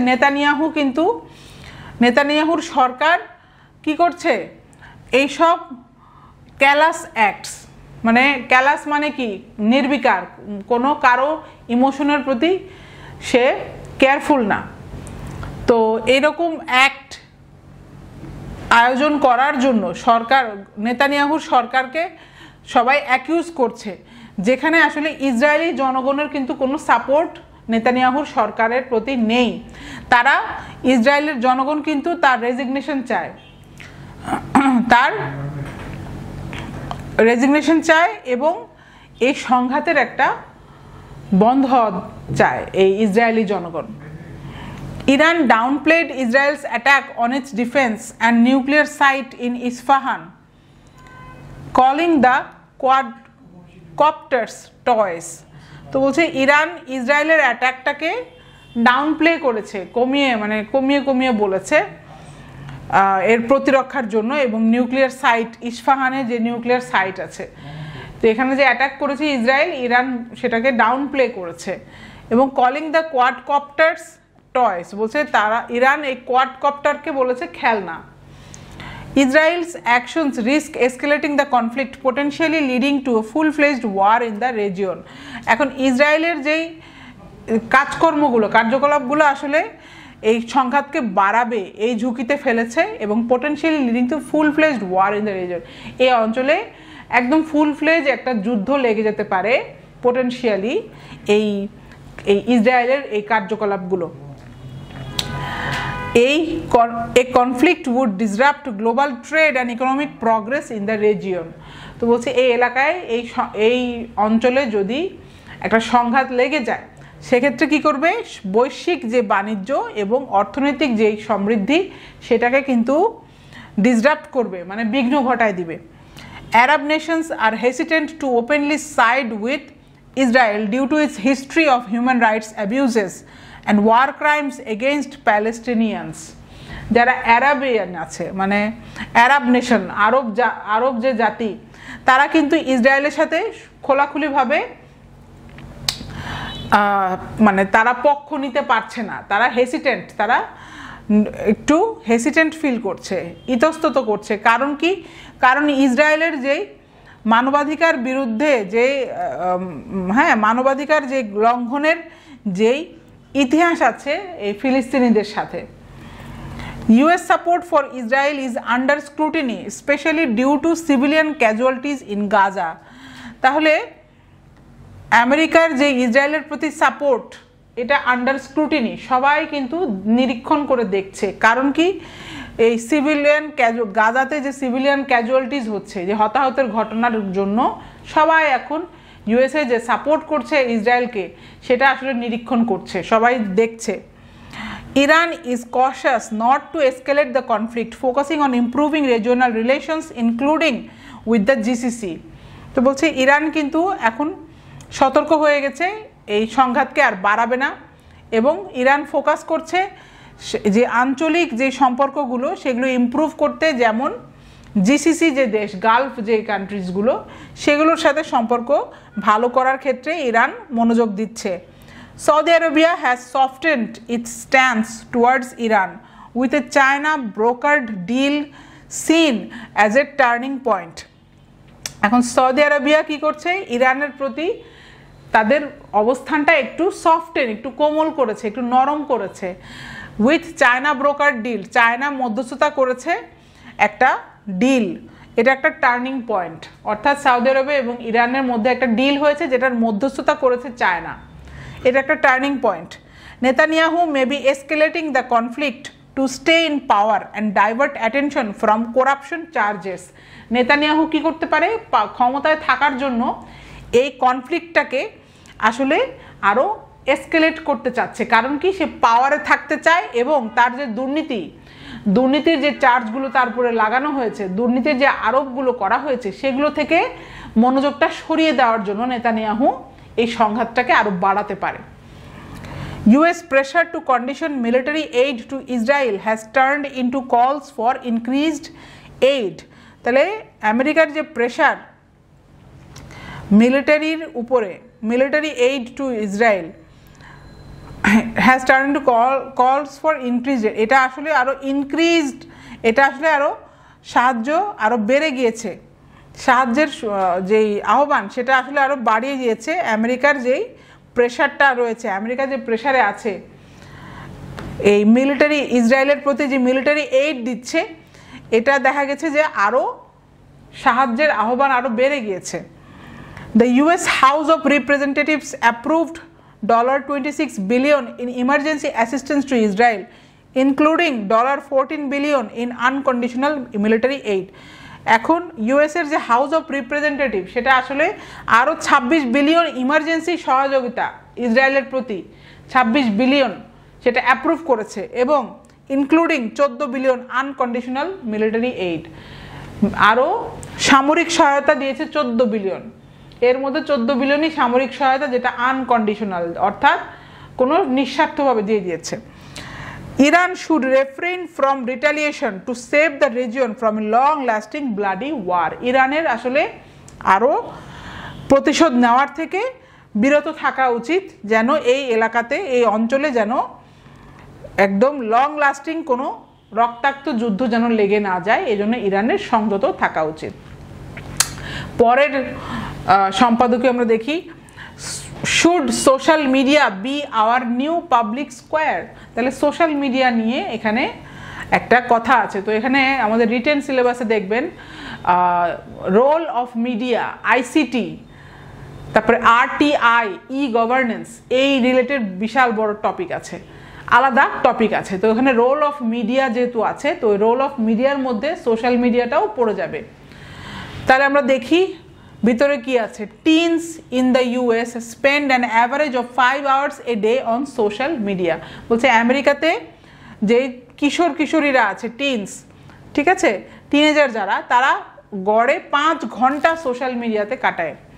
social media usage in Bangladesh has increased over the years. তাহলে বাংলাদেশের social মিডিয়ার ব্যবহার গত কয়েক বছরে, এই যে বিভিন্ন বছরে কিন্তু বেড়ে গিয়েছে। Jonathan Haidt argues that social media is more like the Roman Colosseum than a public square as it enables mob behavior and intimidation. তো এই যে জনাথন হাইড নামের একজন ব্যক্তি, উনি বলছেন সোশ্যাল মিডিয়া আসলে রোমান কলোসিয়ামের মতো rather than a public square, public স্কোয়ারের থেকে বেশি রোমান কলোসিয়ামের মতো, কারণ সোশ্যাল মিডিয়া মব বিহেভিয়ার এবং ইন্টিমিডেশন, ভয়ভীতি এবং জনগণের আচার আচরণকে কি করে, এনাবল করে, মানে শক্তি দেয়। Social media giants can easily influence public opinion on political issues as seen in cases like Israel-Palestine and Russia-Ukraine conflicts. তাহলে সোশ্যাল মিডিয়া কি করতে পারে, যে সোশ্যাল মিডিয়া জায়ান্টস বলতে কি বোঝাচ্ছে, ফেসবুক, ইউটিউব, এগুলো বোঝাচ্ছে। তাহলে ফেসবুক হতে পারে সোশ্যাল মিডিয়ার জায়ান্টস, মানে দৈত্য যেগুলো, সেটা ইনফ্লুয়েন্স করতে পারে, প্রভাব ফেলতে পারে পাবলিক ওপিনিয়নের উপরে, জনমতের উপরে প্রভাব ফেলতে পারে, যেমন রাজনৈতিক ইস্যু, যেমন ইসরায়েল ফিলিস্তিন এবং রাশিয়া ইউক্রেন সংঘাতের মতো রাজনৈতিক ইস্যুর উপরে জনমত কিন্তু প্রভাবান্বিত করতে পারে এই সোশ্যাল মিডিয়া জায়ান্টগুলো। Governments often pressure social media companies to manipulate content to serve their interest. তো সরকার প্রায় দেখা গেছে সোশ্যাল মিডিয়া কোম্পানিদেরকে প্রেশার দেয়, কিসের জন্য, manipulate content to serve their interest. তাদের গভর্নমেন্ট, সরকার তার নিজের স্বার্থ রক্ষার জন্য এই সোশ্যাল মিডিয়া কোম্পানিগুলোকে প্রেশার দেয় তারা যেন এই কন্টেন্ট ম্যানিপুলেট করে, ঠিক আছে, বিভিন্ন যে কন্টেন্ট দেওয়া হয় সেগুলো যেন ম্যানিপুলেট করা হয়, ঠিক আছে। AI and technological advancements worsen the problem of mass social influence. তাহলে আর্টিফিশিয়াল ইন্টেলিজেন্স, এআই এবং টেকনোলজিক্যাল যে অ্যাডভান্সেস, প্রযুক্তিগত যে অ্যাডভান্সগুলো হয়েছে সেগুলো আসলে ওয়ার্সেন করে এই problem of mass social influence. সামাজিক যে ইনফ্লুয়েন্সটা, গণহারে যে ইনফ্লুয়েন্সটা, ঠিক আছে, প্রভাবটা, এটা আসলে এই সমস্যাটা আসলে বাড়িয়ে দেয় এআই এবং technological অ্যাডভান্সমেন্টগুলো। Julian Assange warned about the dangers of social media's influence, highlighting its potential to eclipse human countermeasures. তাহলে জুলিয়ান অ্যাসাঞ্জকে তো আমরা চিনি। জুলিয়ান অ্যাসাঞ্জ কিন্তু উনি কী করেছেন, উনি কিন্তু ওয়ার্নিং দিয়েছেন যে এই যে সোশ্যাল মিডিয়ার যে প্রভাব, সেটার যেই ডেঞ্জারগুলো আছে, এবং হাইলাইটিং ইটস পোটেনশিয়াল, এর হিউম্যান কাউন্টার মেজার্স, মানুষের যে কাউন্টার মেজার সেগুলোকে ছাড়িয়ে যাওয়ার কিন্তু ক্ষমতা এই সোশ্যাল মিডিয়ার আছে। The social media landscape lakhs substantive discussions and universal legal norms to prevent manipulation of human perceptions. তাহলে সোশ্যাল মিডিয়া ল্যান্ডস্কেপ কী করে, substantive discussion, universal legal norms to prevent manipulation of human perceptions. তাহলে social মিডিয়ার যে landscape, এটা আসলে সাবস্ট্যান্সিভ কোনো, হ্যাঁ, গুরুত্বপূর্ণ কোনো আলাপ আলোচনা কিন্তু নেই সোশ্যাল মিডিয়াতে, এবং ইউনিভার্সাল লিগাল নর্মস, একটা ইউনিভার্সাল, ঠিক আছে, সবার জন্য আইনত যে প্রথা সেগুলো কিন্তু নেই। এই ম্যানিপুলেশন, এই হিউম্যান পারসেপশনকে ম্যানিপুলেশন করার প্রতিরোধ করার ক্ষেত্রে কিন্তু কোনো আইনত যে প্রথাগুলো দরকার সেটা কিন্তু নেই। Until these issues are addressed, assuming social media can serve as a public square is foolhardy. তাহলে বলছে যে যতক্ষণ না এইসব ইস্যুগুলো চিহ্নিত করা হচ্ছে, যদি সোশ্যাল মিডিয়াকে আমরা ধরে নিই এটা একটা পাবলিক স্কোয়ার, যদি ধরে নিই, তাহলে এই যে ফুলহার্ডি, তাহলে এটা বোকার স্বর্গে বসবাস করা হবে বা বোকার মতো কাজ হবে। আমরা পরের সম্পাদকীয়টা দেখে নিই। Israel, US aid to Israel $23 billion to slaughter women and children. তাহলে আমেরিকা 23 বিলিয়ন ইসরায়েলকে সহযোগিতা দিয়েছে। এইড মানে কি? সহযোগিতা, ত্রাণ। 23 বিলিয়ন টাকা, $23 বিলিয়ন দিয়েছে to slaughter women and children. Slaughter মানে কি জানি আমরা? স্লটার মানে জবাই করে দেওয়া, তাহলে ধ্বংস করা বা স্লটার একদম লিটারাল অর্থ হচ্ছে আসলে আমরা জানি না স্লটার হাউস, কসাইখানা।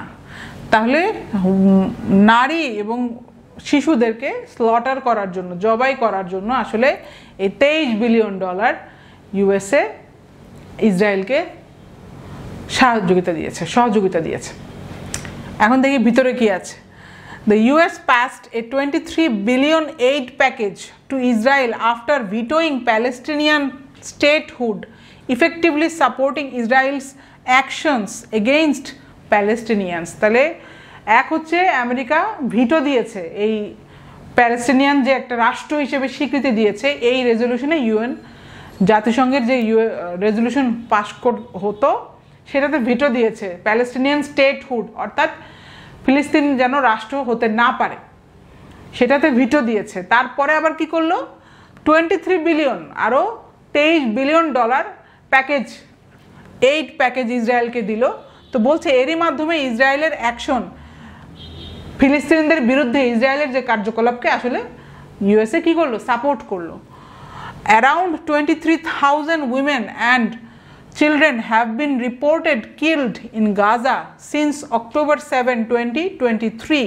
তাহলে 7 অক্টোবর 2023 থেকে এই পর্যন্ত 23,000 নারী এবং শিশু আসলে গাজাতে হত্যা করা হয়েছে। ঠিক আছে, 23,000। The aid package was calculated as $1 billion for every 1,000 women and children killed in Gaza. তাহলে এই এইড প্যাকেজটা আসলে প্রত্যেক 1000 নারী এবং শিশু, এই যে 23,000 যেহেতু মারা গেছে তাহলে 23 বিলিয়ন, প্রতি 1000-এ 1 বিলিয়ন করে এইড প্যাকেজটা দেওয়া হয়েছে। প্রতি 1000 নারী এবং শিশু যে মারা গিয়েছে, খুন হয়েছে, সে প্রতি 1000 খুনকৃত নারীর জন্য $1 বিলিয়ন করে আমেরিকা দিয়েছে।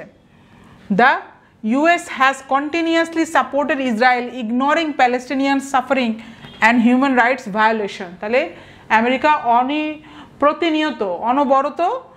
প্রতিনিয়ত ইসরায়েলকে সাপোর্ট করে আসছে, ফিলিস্তিনিদের যে সাফারিং সেগুলোকে ইগনোর করছে, অবহেলা করছে, এবং হিউম্যান রাইটস, মানবাধিকার যে লঙ্ঘন হচ্ছে সেটা ইগনোর করছে, অবহেলা করছে। Biden, despite promises to uphold human rights, has actively participated in supporting Israeli aggression and genocide in Gaza. Joe Biden যদিও প্রমিস করেছে যে হিউম্যান রাইটস আপহোল্ড করবে, মানবাধিকার ধরে রাখবে, হিউম্যান রাইটস তারা আপহোল্ড করবে, যদিও প্রমিস করেছিল, কিন্তু তারপরও হ্যাজ অ্যাক্টিভলি পার্টিসিপেটেড, সবসময় অংশগ্রহণ করেছে এই ইসরায়েলের যে আগ্রাসন এবং গণহত্যা গাজাতে চলছে সেটাতে সাপোর্টের মাধ্যমে অংশগ্রহণ করেছে বাইডেন। ঠিক আছে, the Biden administration is considering placing sanctions on the Netzah Yehuda battalion for human rights abuses which Netanyahu opposes.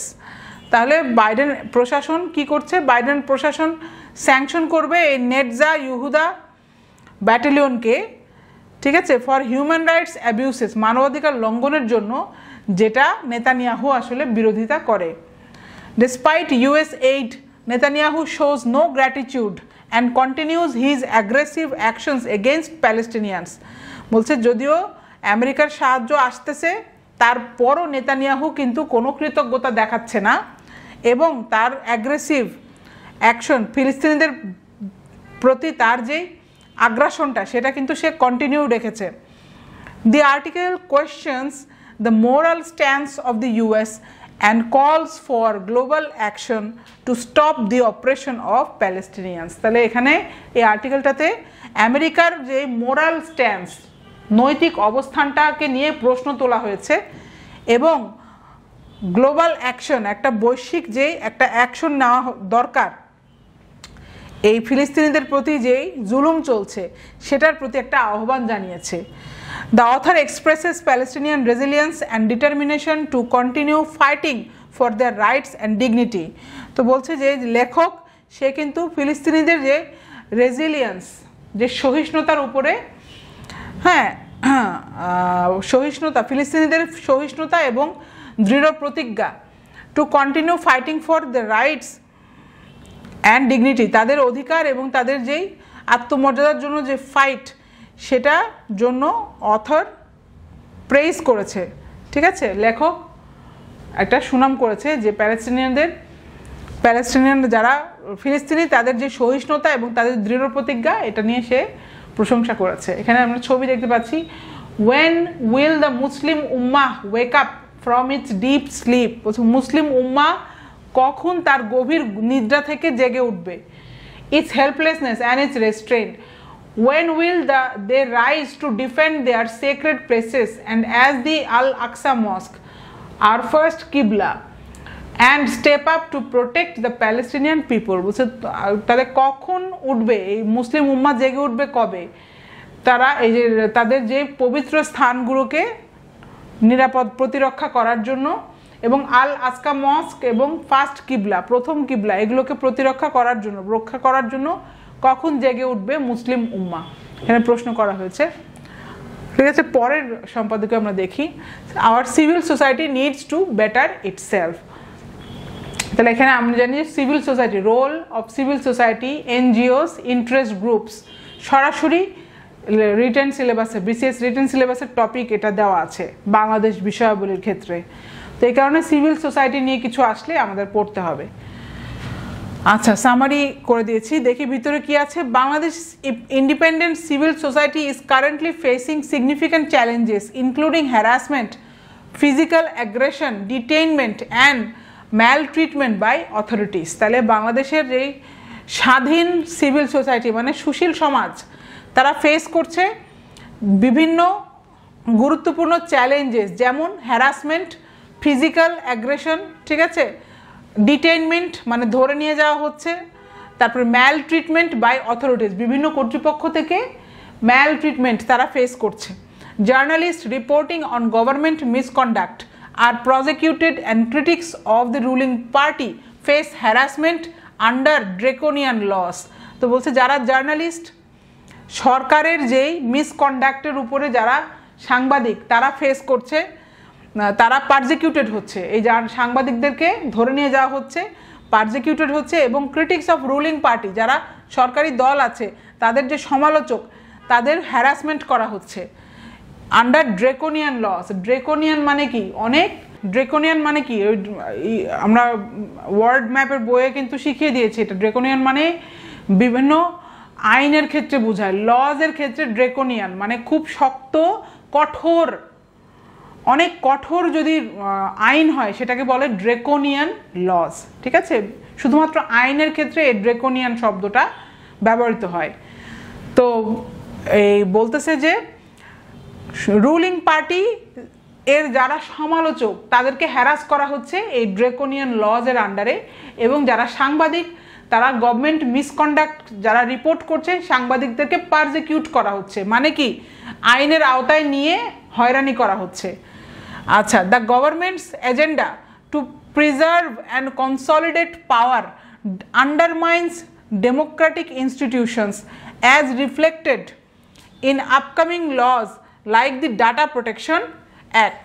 তো বলছে গভর্নমেন্টের যে agenda to preserve and consolidate power, বলছে ক্ষমতা ধরে রাখা এবং আরও শক্তিশালী করার যে এজেন্ডা গভর্নমেন্টের, সেটা আসলে কি করে, আন্ডারমাইন্স দি ডেমোক্রেটিক ইনস্টিটিউশন, গণতান্ত্রিক যেসব প্রতিষ্ঠান আছে তাদেরকে আন্ডারমাইন করে, as reflected in upcoming laws like the data protection act.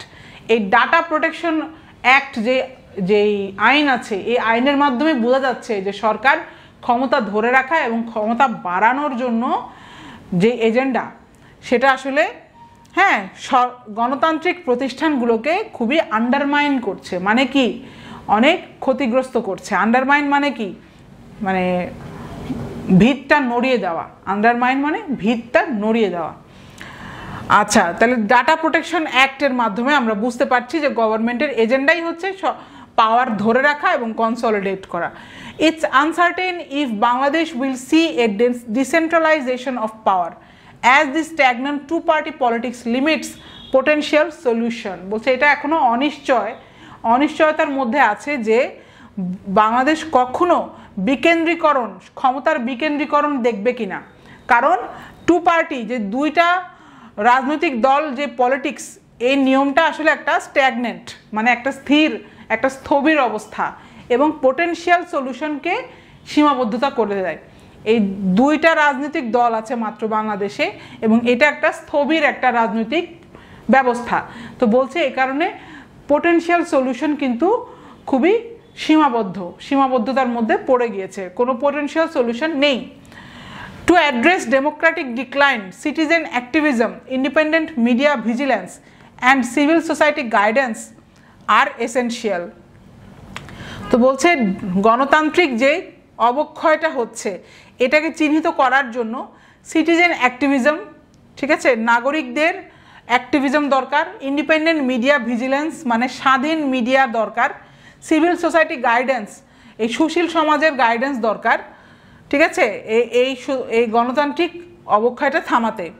Civil society organisations CSOs play crucial roles in raising awareness of civil rights and liberties among Bangladeshi people. তো CSO শর্টকাটে বলছে civil society organisation, সুশীল সমাজের যেসব প্রতিষ্ঠান আছে সেগুলো আসলে এই অ্যাওয়ারনেস, সচেতনতা বাড়ানোর ক্ষেত্রে, সিভিল রাইটস আমাদের যে অধিকার, নাগরিক অধিকার বাড়ানোর ক্ষেত্রে কিন্তু ক্রুশিয়াল রোল প্লে করে। এটাই বলছে বাংলাদেশি পিপলের মধ্যে এই সিভিল সোসাইটি অর্গানাইজেশনগুলো খুবই গুরুত্বপূর্ণ রোল প্লে করে সচেতনতা বাড়ানোর ক্ষেত্রে। সচেতনতা কিসের? সিভিল রাইটস, আমাদের নাগরিক অধিকারের সচেতনতা বাড়ানোর ক্ষেত্রে সিভিল সোসাইটি অর্গানাইজেশনের গুরুত্ব অপরিসীম। Lack of transparency and accountability contributes to rampant corruption in Bangladesh, requiring CSOs to push for reforms and government scrutiny.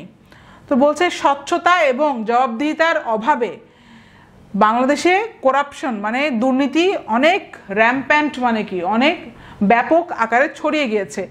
Recurring এই যে সিভিল সোসাইটিকে দরকার পুশ করার জন্য সংস্কার এবং গভর্নমেন্ট পর্যবেক্ষণ, গভর্নমেন্টের সরকারকে নিরীক্ষণ করার যে পুশটা দরকার সেটা আসলে CSO বা সিভিল সোসাইটি অর্গানাইজেশনই করবে। CSO should actively engage in policy dialogues advocating for diverse stakeholder perspectives and evidence-based recommendation। তাহলে এই সিভিল সোসাইটি অর্গানাইজেশনরা কি করা উচিত? Should actively engage in policy dialogue, policy সংলাপের ক্ষেত্রে, নীতি সংলাপের ক্ষেত্রে এদের অ্যাক্টিভলি জড়িত থাকা উচিত। Advocating for diverse stakeholder perspective, বিভিন্ন ক্ষেত্রে যে পার্সপেক্টিভ সেগুলোর অ্যাডভোকেট করা উচিত। এবং এভিডেন্স বেসড রেকমেন্ডেশন, যে প্রমাণ আছে এরকম রেকমেন্ডেশন করার ক্ষেত্রে এই সিভিল সোসাইটিতে অ্যাক্টিভলি এঙ্গেজ হওয়া উচিত। Broadening citizen participation in governance and encouraging involvement in elections and public debates are vital for aligning government actions with public needs। তো বলছে এই নাগরিক যে অংশগ্রহণ করা এটা বাড়ানো, এই সুশাসনের ক্ষেত্রে বাড়ানো এবং এনকারেজিং ইনভলভমেন্ট ইন ইলেকশন, এই নির্বাচনে আসার ক্ষেত্রে এনকারেজ করা, এবং পাবলিক ডিবেটস আর ভাইটাল, ঠিক আছে, এই যে বিতর্ক যেগুলো সেগুলো আসলে vital for aligning government action with public need, জনগণের যে দরকার এবং সরকারের যেসব অ্যাকশন সেগুলো অ্যালাইন করার ক্ষেত্রে খুবই দরকার, খুবই প্রয়োজন হচ্ছে পাবলিক ডিবেটস এবং encouraging involvement in elections. CSOs must document human rights violations, offer support to vulnerable individuals, and champion the cause of marginalized groups such as garment workers। তাহলে সিভিল সোসাইটির কী করা উচিত? হিউম্যান রাইট ভায়োলেশন, মানবাধিকার লঙ্ঘনটাকে document করা উচিত, নথিভুক্ত করা উচিত এবং কি করা উচিত, ভালনারেবল ইন্ডিভিজুয়াল যেগুলো আছে তাদেরকে সাপোর্ট করা উচিত এবং champion the cause of marginalise group.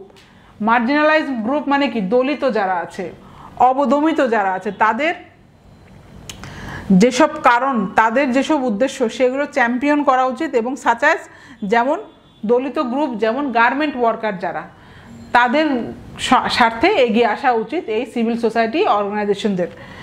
The road ahead for Bangladesh civil society is challenging, but as long as they uphold democratic principles and advocate for citizens' rights, there is hope for progress. তো বলছে বাংলাদেশের civil সোসাইটির কিন্তু সামনে যে road আছে সেটা অনেক চ্যালেঞ্জিং একটা রাস্তা, কিন্তু অ্যাজ লং অ্যাজ তারা যদি গণতান্ত্রিক মূলনীতির উপরে থাকে এবং অ্যাডভোকেট সিটিজেন্স রাইটস, নাগরিক অধিকারকে তারা যদি প্রতিষ্ঠা করতে পারে, তাহলে অবশ্যই উন্নতির আশা আছে। So that's it for today's class. আশা করি ভালো লেগেছে। পুরো ক্লাসটা করবেন এবং প্রত্যেকটা আর্টিকেল, আমাদের যে পিডিএফ আছে, পিডিএফ দেখে আর্টিকেলগুলো পড়ে নেবেন আর কমেন্ট সেকশনে জানাবেন আপনাদের পরীক্ষা কেমন হলো, ঠিক আছে, এবং ক্লাসটা কতটা কাজে লাগছে সেটাও জানাতে ভুলবেন না। দেখা হবে নেক্সট উইকে নেক্সট ক্লাসে। ভালো থাকবেন। আসসালামু আলাইকুম।